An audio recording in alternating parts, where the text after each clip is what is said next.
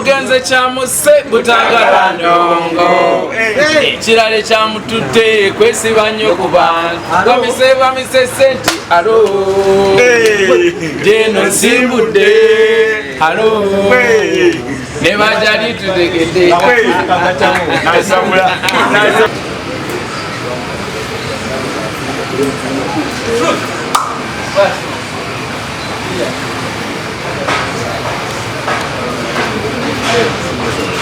There's one person who loves local talent.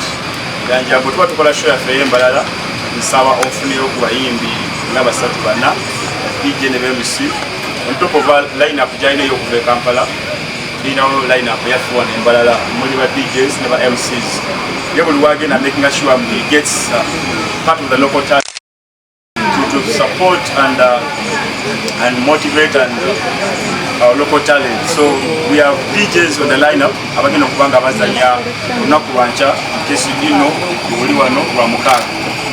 We know the DJs from here. We have MCs from here. We have shongoza bitu from here. Aza una kinzo komuntu. Aini abeshongoza beba kuzapita akawe. Okani surprise yoko lewa wota advertising ye muntu wena. Because we find scenarios where if we live in artists advertise musicians and they don't come.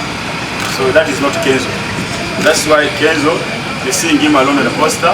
When he's going to come on the show, it's a surprise. Naindiku baba kuza kuiji, luwa kuwa manya komu.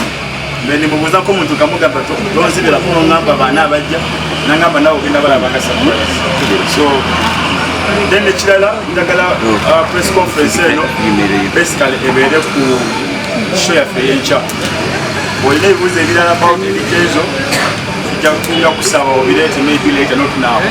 Able to be able to show each maybe if you want to near a festival, the Twina, the biggest event that we're all waiting for, that we are heading for. The able to know for our name. So, we know sponsor for TV West, of course, Navita, our usual. I have the man from TV West.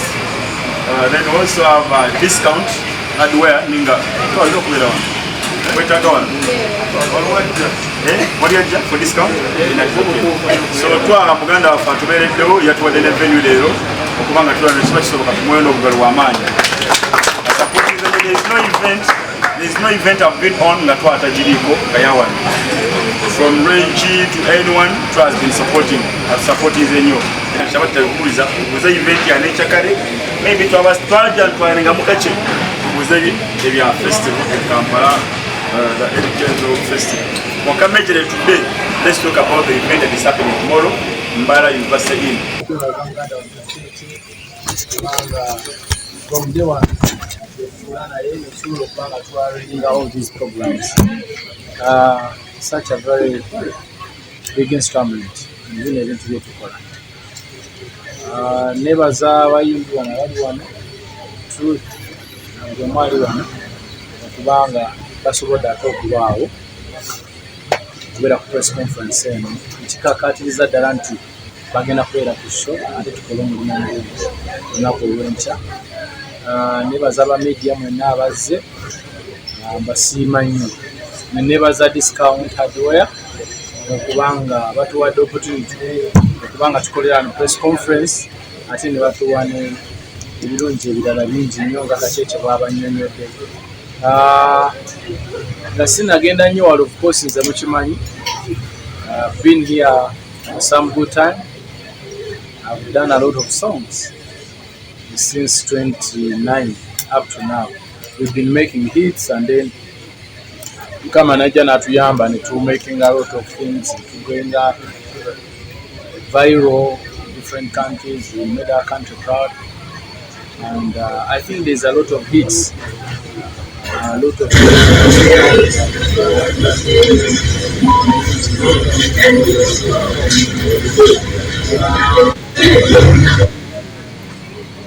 so I'm happy to be here in Mbara after almost 5 years. I've been missing my fans. They've been missing out so many hits. Nyimba nyingi zetukubyawo ezakabi nga betagoziwuliriza. So tomorrow is the day. I'm so happy to be here. So grateful and I want to give my brothers an opportunity to at least greet the people. You never know, somehow, somewhere, that will be watching this interview somewhere. You go to know about them and what they do. So yeah, we'll start from here. Megaton, and I'm very happy to be part of the Road to Eddy Kenzo Festival. I've been in music for 8 years now. I've never heard of any artist trying to make a festival for us. So I'm very humbled to be part of this festival. And for tomorrow, ntekateka abanyambala kinata kukimanya nobe nimbambyami ku drive shy 10 ka session eno. So everyone knows about the Eddy Kenzo Festival, the Road to Eddy Kenzo Festival that is happening tomorrow at University Inn. So Nyoka Megaton, I'm very happy seeing that the fans, Eddy Kenzo fans, are going to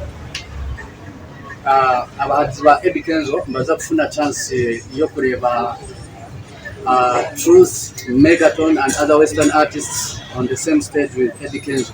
So Kenzo giving opportunity to Western talent is what we have been always wanting as Western artists. So Kenzo, thank you very much. And tomorrow we are going to do the best to make sure that everything happens as a success. Thank you. Yes, amazina nobanyeta Truth 256.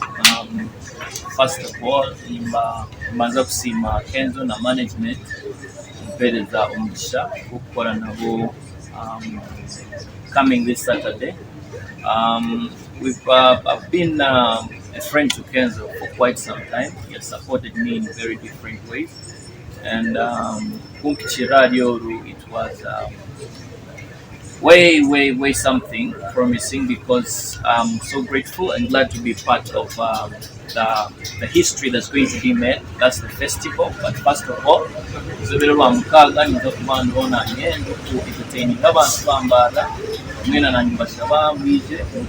supporting Kenzo, supporting the music, supporting Western music generally, and not supporting Kanyomuntu. Speaking for myself, 256. And even Jona to Sima Mukama is already, and is already at the Siberian Sakai, and is already a festival feature, and even Jona at the very smart. Amazina Nonyeta NKORE Events. First and foremost, I first appreciate all the media handles call taking as so essential mukija, and you left what you're doing off there. To my case, I first take this opportunity to thank Team Eddy Kenzo and Team D3 Concepts. Those are my brothers. We work in the same hand to see that this can happen. And remember, tomorrow, expect magic. Mbarara is so much waiting for Eddy Kenzo because they have been yearning for him. And Kinsa, expect magic. Mbarara is so much waiting for Eddy Kenzo because they have been yearning for him. And Kinsa, I tell you, sir, people are so much waiting for you. And it will be the real magic. Even you will see people grab you at stage because people are so yearning to see you. So for this case, I remain NKORE Events. The only thing you have to do, be there tomorrow. University Inn, 10K and your 20K. VIP table goes for 500,000 K. Thank you so much. Discount. Thank you so much. I'm happy to be here as a discount. I represent the discount family, discount hotel and the hardware. For me, I want to thank Eddy for coming, and we hope you're going to give us a very good show, because I've always watched your shows, your live performance. So we are really excited. We can't wait for people to come. So whoever is Seattle, whoever doesn't know that it's happening, Eddy is here. We're excited. Thank you. You're welcome. So for that, tugenda kubanga nsaba okwebaza D3 Concepts, aba TV West, n'abalala Radio West, n'abalala bonna abasobodde okubanga batubeererawo, nga kwotadde n'abaana ba Team Eddy Kenzo Mbarara abatusobodde okubanga bapika ekintu kino day and night But putting on t-shirts to make sure that they make an awareness. I thank you guys, and I will never let you down. What I promise you is what I'm doing is for all of us, not only me, but it's for all of us. We get inspired in different ways to make sure that at least we put ourselves on the next level through learning different lessons in what we do on a daily. And about the Western artist performing on the event, I chose that because, you know, when we travel, we go to different countries in the world, but you might find that artists, they don't only come in the capital cities. They also come from where they come from and they represent their people. So I think it's all about that. That's why we are trying to put emphasis and promote these artists to make sure that at least they can base in their home and just make it better, bigger in the country, right? Because they represent the whole country, though coming from their regions. So I want to make sure that I will be giving an opportunity to all the people, and I encourage them that they should represent who they are. They should believe in themselves and promote their culture to the world through using our regions where we come from. Kiba kikola nnyo okulaba nti ate tutuuka wala. So nja kuba musanyufu nnyo okulaba bano n'abataliiwo tugenda kufuna bangiko barasta chairs n'abalala tujja kumaking sure nti bajja ne bapeering up stage. Then we'll get some from Kampala. Tulabe nga ate tukola show egenda okubeerayo omulembe nnyo. We have big talent band in the house. They are going to be doing a great job. And so awetuli nze ndi very happy. I'm very healthy. Buli kimu kirungi. Mood eri waggulu 100%. So I'm just ready to make you guys happy because I couldn't wait. Banga libadde ddene naye kati wano wetuli tutuuse okubanga ate nsanyusa abantu bange ab'embalala n'okuba inviting officially ku Eddy Kenzo Festival that is going to be happening 12 November, Kololo Air Street. It is really going to be amazing. It is a history in the making because we're going to be doing this year after year, and I want people to be doing it for me even when I go, you know. So it means a lot to me, and I think it means a lot to my fans because they know where we came from and where we are. Ogwe musingi gwe tugenda okuyimirira okusobola okutambuza eggwanga lyaffe ne talent okutwaliza awamu. I want to welcome you. How are you, brother? One of our big artists here. Nice meeting you. Say something at least. Yo,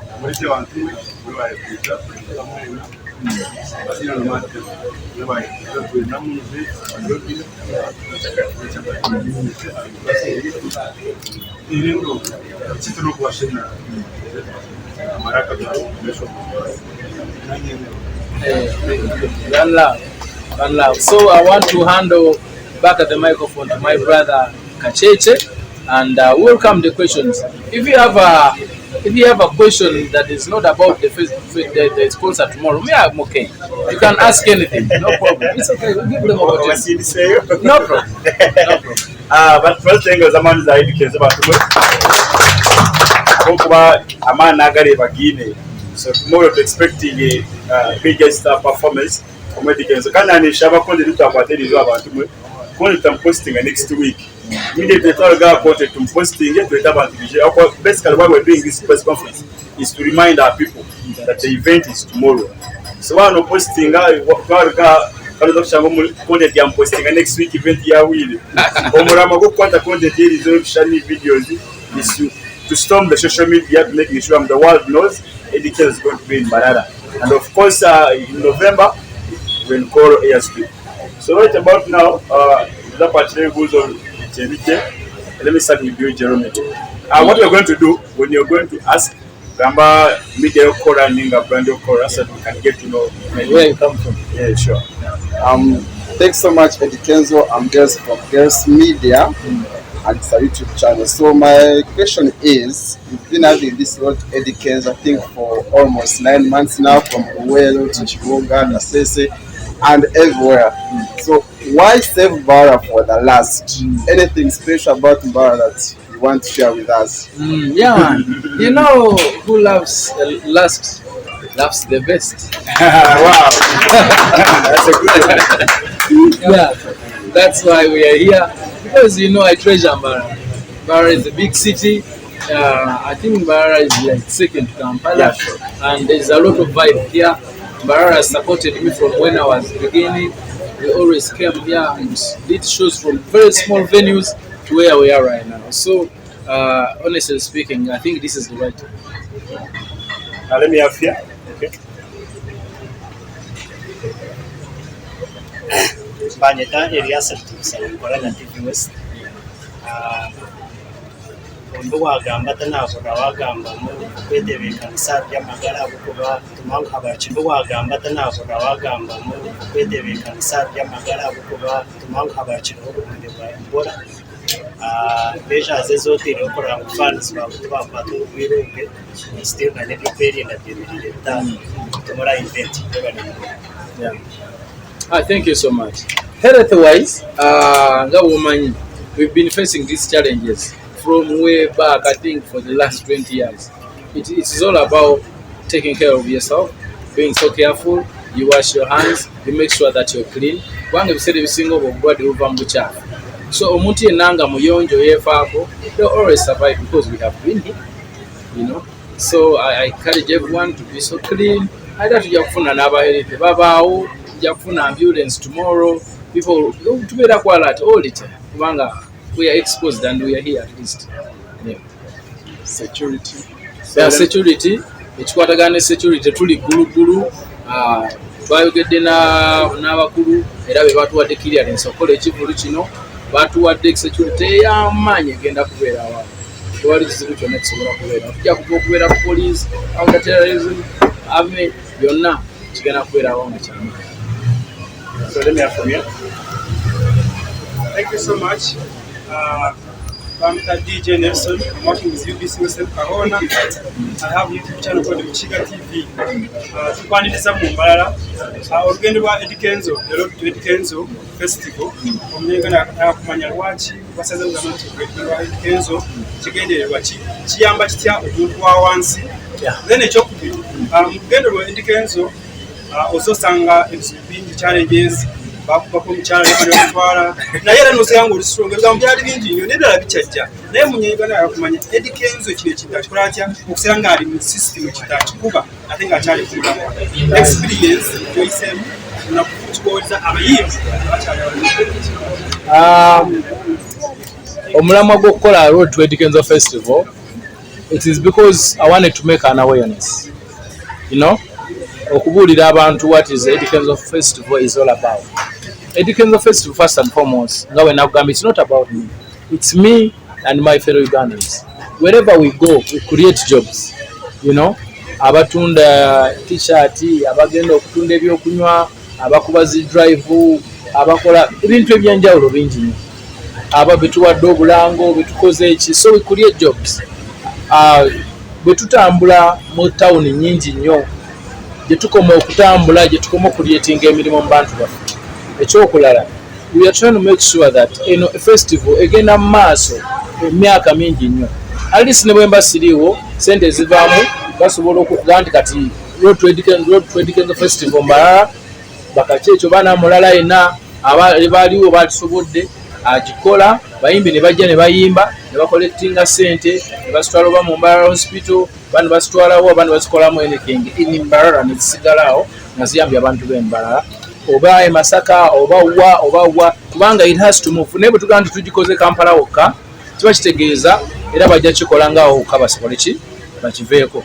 Naye bwe tuba nga tugenda tukitambuza ne tubalaga modo yaakyo kiba kitegeeza it will continue like that and it benefits people from different places in their area. Ekyogamba nti mbeera strong after whatever happened between me and my ex, I have to be strong. In this life, the only option we have is strong. You understand? You can't just give up. When you give up, then you have given up. You understand? But if you be strong and omusajja emirundi gyagwa tetutera nnyo kugibala naye emirundi gyasituka ate gyo tugibala nnyo ne tukitera nga kubanga tegiba mingi. So I'm here stronger than ever, Wendy, and we are moving well. Let me have a question here. To be strong and omusajja emirundi gyagwa tetutera nnyo kugibala naye emirundi gyasituka ate gyo tugibala nnyo ne tukitera nga kubanga tegiba mingi. So I'm here stronger than ever, Wendy, and we are moving well. Let me have a question here. Yeah, hello, my name is Eddy from GNTV. You moved to different regions, already have a branch. We expect that day of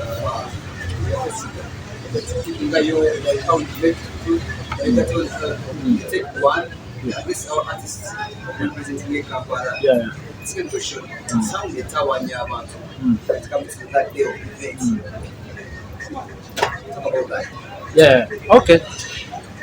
Ekisokera ddala gye tutambulidde yonna tugenze tusanga kati Uganda ekuze kubanga nga bwe naddega abo ogenda e Nigeria buli state erinawo mu state ate nga gye babeera tebabeera na mulegesi babeera mu bitundu byabwe era ne bakubirayo ne bafuuka bakabi e Lagos nabo bajja kuyimba ne bavawo ne baddayo so ndowooza kino ekintu nze kirina kye kindaze nti Uganda gye bujja myaka ng'etaano okuva kati abantu bagenda kubeera nnyo strong backbone balina media houses kuba kati olwaleero tunula kino ekiri wano oyinza okulowooza tuliwa somewhere in Kampala kati bwe kirina okuba nga tulina media houses tulina studios ndabyawo abaana abalina YouTube channels. That's the way to go kubanga kati tuli tutuuse mulamwa nti omuntu wabeera ne YouTube channel ye n'ateekamu amaanyi mangi they can even earn up to 50 million per month. They can. It depends on your energy, you understand, and your content.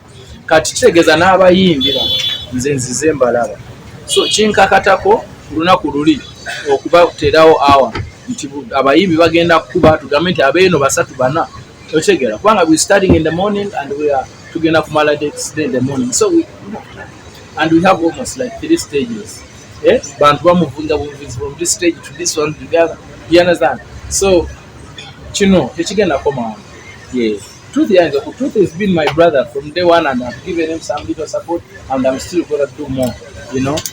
Yeah. Let me have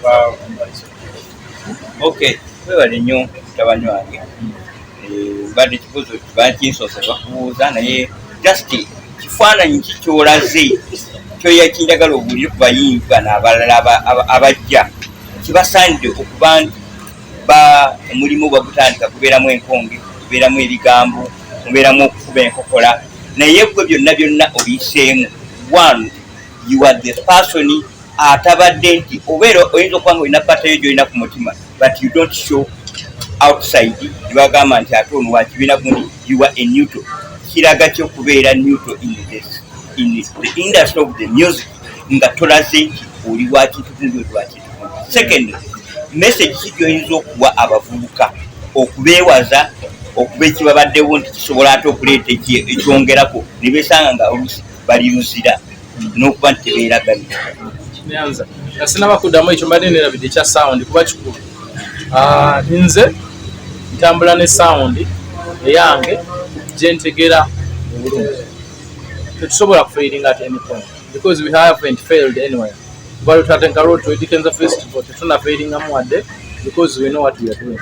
I've been with my sound engineer for the last I think 10 years, you know, twemanyi twetegeera bandi yange tubadde fena for the last like 6-7 years tutambudde tukubye Bulaaya tukubyewa like we know what we are doing and for our sake it's really going to be okay because that we kyekisinga obukulu kubanga abantu kyebajja okubanga bawulira tetusobola kuzanyira mu sound obubenje bubaawo anything can happen but I promise we will do our best and the sound is really going to be good.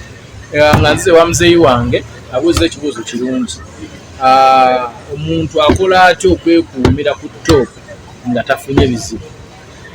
Nze ndowooza this is how I've managed to overcome this challenge. I remember a long time ago I used to complain a lot. Tebatuwagidde, tebatufuddeko, tebatuwadde kino, tebatuwadde kiri. Until I realized that, you know what?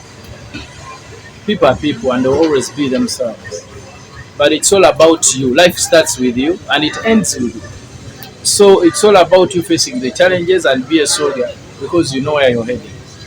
Kati abantu balina okwekuuma nga bakuuma spirits zaabwe kuba ntino tebakyankalana. Olina okwekuuma n'obeera ng'oba musanyufu, obeera omuntu complaininga, omuntu ataleetaleetudde kublaminga, pointing fingers, but you have to be a fighter and take people as people because people don't need to change to you, but you have to change to people because you want them and you want to deal with them. If you don't want to deal with them, you isolate yourself and be there alone. But if you think that you're going to be working with people, you have to mingle with them. You have to make sure that you work with them. Kubanga bobeewo and you cannot change them. Ekyo ndowooza kiyinza okukuuma your mental health and you keep on going no matter the challenge, because you will know that people will always be people. So complaints tandika okubanga ziba ntono n'okunyigira abantu n'obayombesa n'obableminga, otandika okutambula ng'otambula bulungi kubanga otegedde nti ensi bw'ekyo ebyo bibaawo. Ekirala ekyokuba ekya politics, nze ndowooza omuntu asobola okubeera n'ekibiina kye. Nze saagala kati kubeera na bibiina lwa nsonga tebinyamba, ate politics tanyamba. Me am not a politician and I don't want to be. Kati saagala nnyo okweyingiza mu bikuba tebinkwatako. But music is my business. I can support a politician. You understand? Sometimes we even put on their t-shirts because they have paid us to promote their business. So they use us as billboards to show their business. And we have to do that because we are here to make money. Naye ebigambo byoyogererako oba n'ebikolwa byokikolerako bimatalinga nnyo. Oyinza okuddawo ate ekintu n'okyambalanga bw'ojaguwa kitandika. Oba ekiseke ekintu oba olina ku representinga kubanga it is not you, it's not your thing, you are selling oli kitunzi. So you have to speak in behalf. You understand? Naye abantu olumu bambala ekintu ekyo ne bakuleetinga ne chaos nyingi nnyo. That's why they end up in Nuzira, they end up dying, because they feel like they are here to fight and make changes. If you feel like you can, then do. Whatever comes in, byonna bibaamu kubanga gwe bw'obireese. Naye nze saagala nnyo politics kumweyingizaamu kuba tankwatako. Though wabeerawo politician yenna nga alina kyayagala mukolere ng'alina ssente ajje tulabe.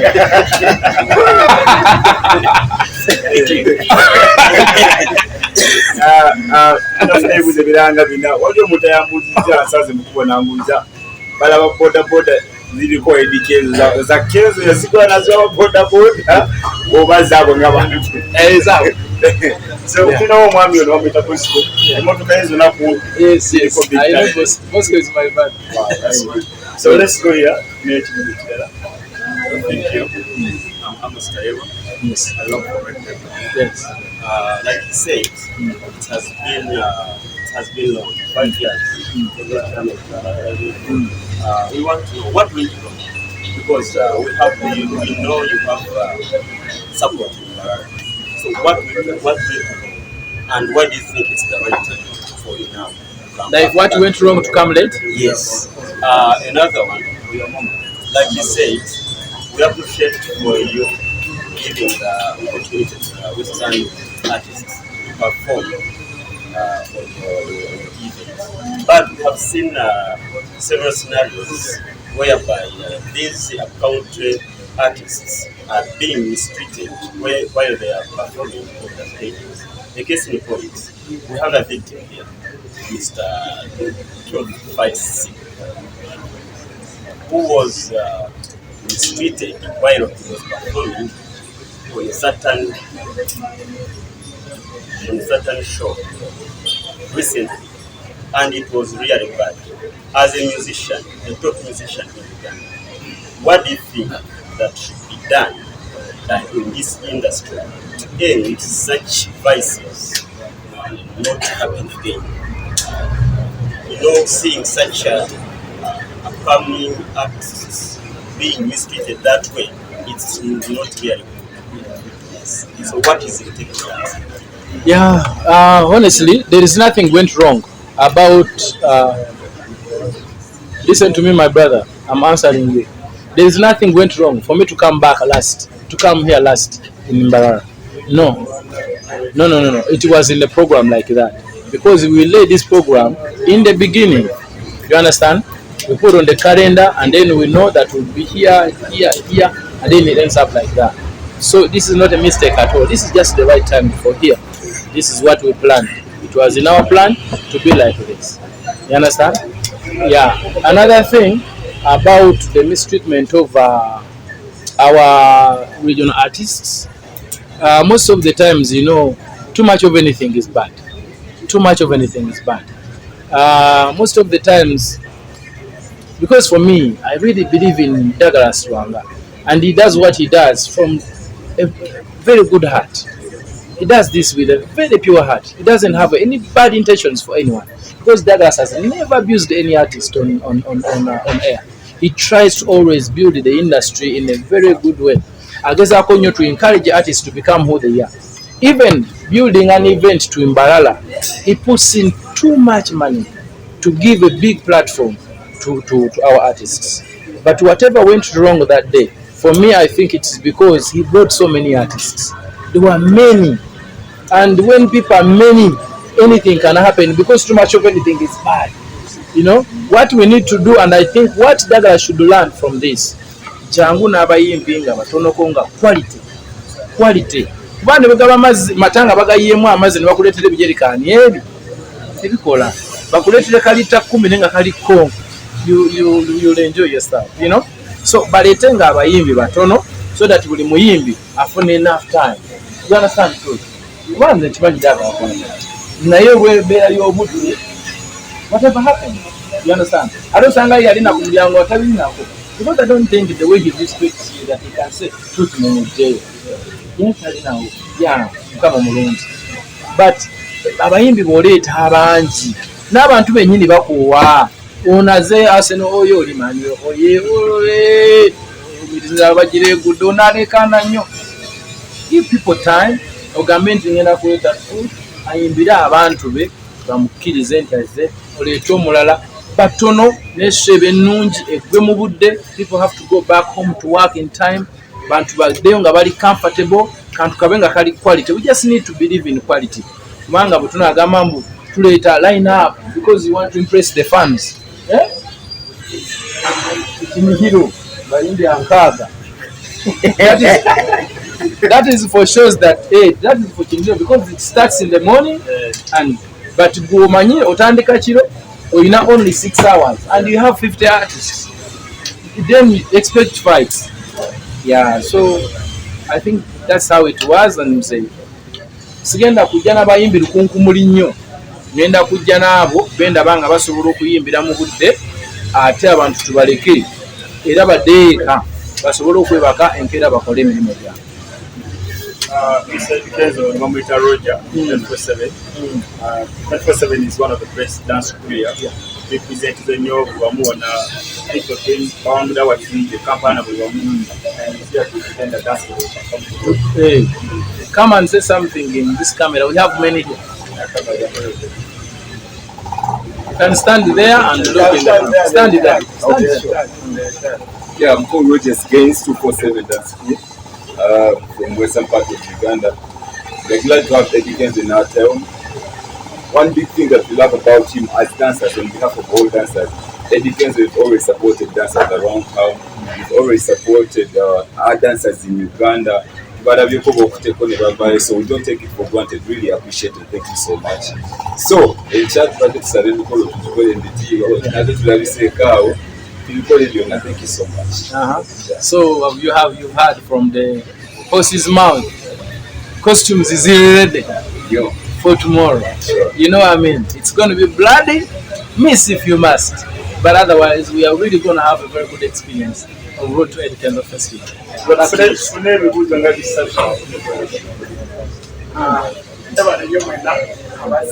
nawe tufaniza mkuru Eddy Kenzo amanya gange bakita MC Box cha ganga kale ndio ekintu kimwe remember nzia la areas Eddy Kenzo wazimana wabula change chindagalo kiri kuba performance bakuba n'imbalala biwaje show nevawo dudaba ikutumiti ngajina ekintu ky'ogerako Kampala performers, bouncers, dancers, Basasura, regional performers in Basasura. So, what should we expect from you, Kenzo, about our MCs, DJs, dancers, and artists are going to perform in the road to Eddy Kenzo Wamune Festival? Yeah. So, what should we expect? Because the church in the community, DJs, MCs, bouncers, social media handlers, but they were not saying that they can't No, I can repeat that. Don't worry. So this is how I can answer that. Huh? First and foremost, omuntu yenna bwe bakuwa invitation oli nagamba ogenda kujja otukolera omulimo nfuna bulungi, then you are allowed to negotiate. Naye mulimu omuntu abayita akapata nga zze atunde ekintu using that same platform, ate bw'amala najja n'abanja nga tewabaddewo negotiation yonna about that. It depends on the negotiation. Bw'oba negotiating nze n'omuntu n'akyusa ebigambo bye, that's where the problem is. But if you didn't negotiate and you come to do this in your own way, then you should not complain. That's what I'm thinking.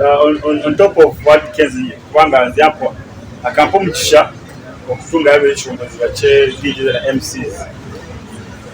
Abona mukureba, we have an arrangement with them. They're going to perform and they have a token from Eddy Kenzo. They're not here for free. Chenchiwa most times in abishongozi abakwija shows want polezi. Aijawa ko muntu ashaba stage ya performing. Akweza performing kandi aiza kora ki ashaba stage. Tekezo yinyire media personalities are going to come. We are seeing sometimes when they reach there, they say you go back. First pay what your preparations are going like what? What we are going to do, we are going to arrange with Kacheche. You know, Kacheche is a key in my event. Okay? So he has a lot of power. This one, you will arrange that. Yeah, he has authorities. We have an arrangement for the media guys that are pass the event. Give them the artist. Maybe you know no man umulala ngomita Rasta Dog. Nalali sambuzize omukyalo. Aja nakola akabini katambula ku social media. Aja nakakola makayimba abantu bakagala. Nenda atandikira obulambo tuchuka Rasta Dog. Say something. That's so mari mo peace. Yazendo kusomera ari mu peace.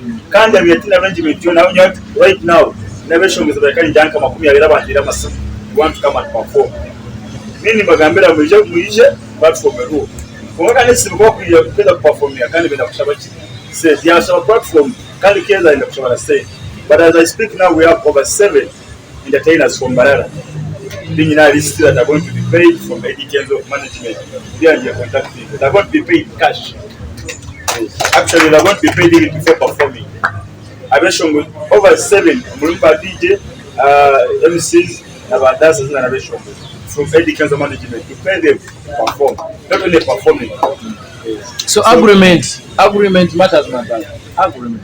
I can't be never in the way I was under for the level of performing. I never dance, never comedy, never Nekati, Box platform. I told my platform. In China, Policy of 7. To follow to focus in the new Kubano, the trial within a bonga. Policy. Wait out. I can't feel with the Veranga video. Here. Yes, sir. My name is MC for UBC Western Uganda. My question is, take us in media personalities are going to come. What we are seeing sometimes when they reach there, they say you go back. First pay what? Preparations are going like what? What we are going to do, we are going to arrange with Kacheche. You know, Kacheche is key in my event. Yeah? Muntu wamanyi nyo mushoza. So he has a lot of power. This one, he will arrange that. Yeah, he has authorities. We have an arrangement for the media guys that pass in the event. Mr. Dogo Uganda, kumanya mulisa wembuzo kumkasa nsagwa Rinto. Somwenu. Okay? I like this guy. Nira kwaga mangwa mtuni mbokunda munonga na simba sinka numukuru Eddy Kenzo umbiye ni nyenda. Somwenu samukuru wewe ali munonga. Yes, so tomorrow we're expecting a chairman. Tomorrow nira kubagambira ngu niza kubandu bo. Ya kubandu nyenda kubosya.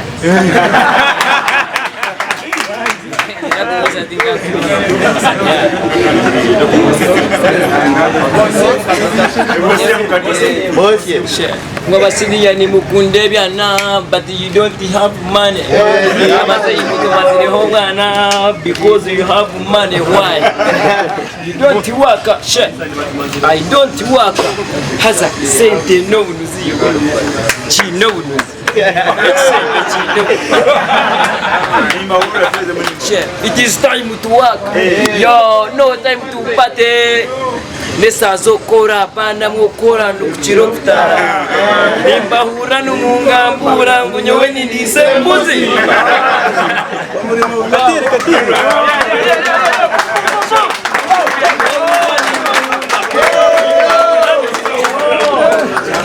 Yeah, man.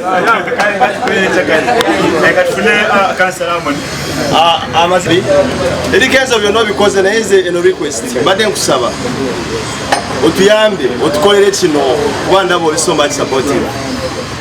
Bano abayimbi baffe betulina bano aba Western, the likes of Megaton, Martin Ray, Truth. Mbadde nsaba mukoleyo oluyimba oluficaringemu. Mukoleyo oluyimba oluficaringemu nga lulimu abaana baffe abawana ab'embalala. Atoddemu otuyambe olutawuzi. Oli yonna kyensaba. Yeah, we have a song with that now. Low, it is really doing good. Me, I sit with the Reggie on the table. Them come Reggie, you have to do this, you have to do that. Back in the day, I encourage him. Them guy, you know what? Don't be excited. Don't change from your local language. You stick to your people. Whoever loves you, they will love you the way you are. And I'm glad it's happening. Let me have this woman. I'm Christina Kale, Radio West. I would like to ask Mr. Kenzo. I've seen a big team involved our people from Western, but I don't see ladies. Is it because it's only Abachala? Abachala, don't mind Abachala in Lavani. No, Machala was from Letang and I've been Birangam.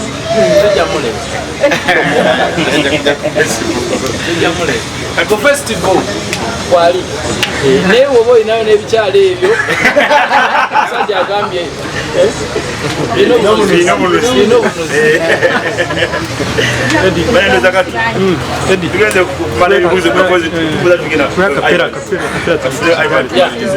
Ivan. Thank you so much, Kenzo. I'm Ivan. I work with Vision Radio. I've hosted him a couple of times on radio. Kenzo, you're Mwimba Chikubye from zero to hero, or from grass to grace. There's no one pushing you. So what message do you have to all other entertainers from Western Uganda? Entertainers, we have dancers, we have musicians, of course. There are comedians. What tricks have you used to make it to the top? Up to the top. You can share with them on the camera. Thank you. Thank you so much, brother. My trick is love and respect. You know, love and respect. My brother Kachechi can always say, love and respect, because that's the way to go. When you love people, they will love you back. When you respect them, they will respect you back. You reap what you sow. You understand? So, babera abantu abasiga omukwano baagale baagalize nabo bajja kusasulwa mu kyekimu because Mukama yakulembera buli kimu. Ekirala kola nnyo hard work and work as a soldier. One man, one army. Nawe nagambe, let's complain. Don't complain too much. Complaining too much. She's a lendondo and so depressed. What we do we know kuba you have our we know kuba, yes, it's true. Things are supposed to be good, supportive, given platform, given this, given that. But if people are not able to do so, you can also move like that in order to sting up on ampola, you know, instead of stopping, you know. Yeah, no time to stop. We're here to go. So, one man, one.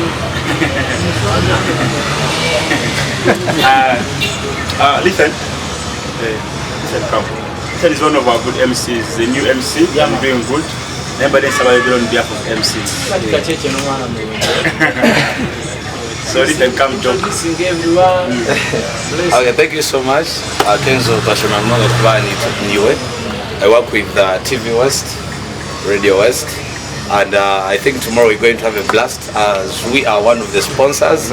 So nyechinkwenda ebibuzo ebindi kibabavurize nishaba ntubona ibaruni baturebera abariaha bari baturera amativa gatari gamwe na gamwe radio stations gatari gamwe na gamwe mwijenye cyakare we're going to have a blast. Acheche yabagambira line up there man minji mnonga ba MCs ba DJs abeshongoza ba habitu abamenu mbareva hana mwetu baruho aba Kampala. So mwize tushemerere celebrating Ugandan music na Western Uganda music at large. Thank you so much. Abale mnonga litali kati ebuzo kai ko semba Ibrahim. Eddy Kenzo yale nnyo kujja mu mbalala nze nkolanga promoter kati kyenkubuuza ezo tuyamba otyanga ffe abapromota mu Western Uganda okukola concert ne tukifunamu n'otuyambako just okujja mu concert zaffe oba n'otuyambako mu kikuba okyogerako otyawo. This is what I can say. Mwandi sose nemukola bwe muti, you need to inspire us. Mukole the best of Western. Reggie, this one, the other tour. Starting from some places, tour in the Western, Mubatambuzi. Then Mukola Mega, like in Barak, where you can invite us as guests. You understand? They need to be big. So when you do that, when you help yourself, it's not good to start from here. You can also do different kind of events. You can bring other artists from Kampala, you pay them, you do whatever, but also help these people. As you are requesting us to help them. Charity begins at college in Chamuchamu, which is enough to Chegombe, will come in the speed to Jambo.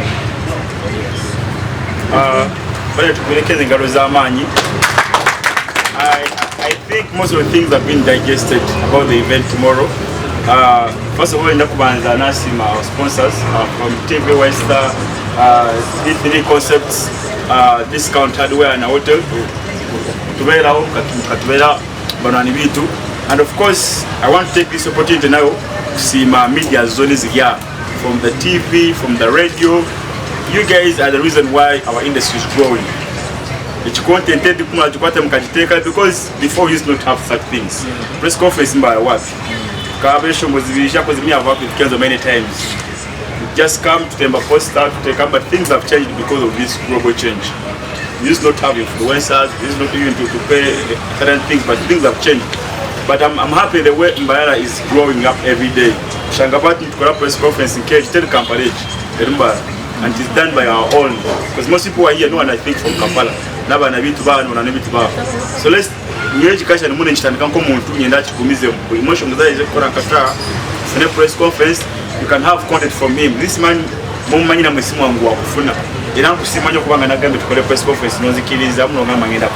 has a very busy schedule in Kampala. But he told me, if you say it, I'm going to come. That gives me more bond with Eddy Kenzo. So from bloggers, influencers, all mainstream medias from TV, radio,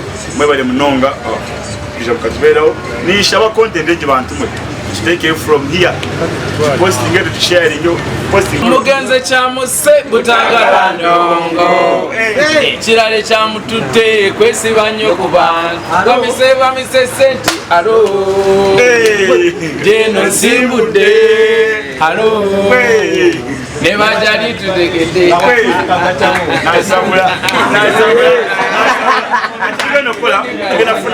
We're gonna photo moment. Thank you.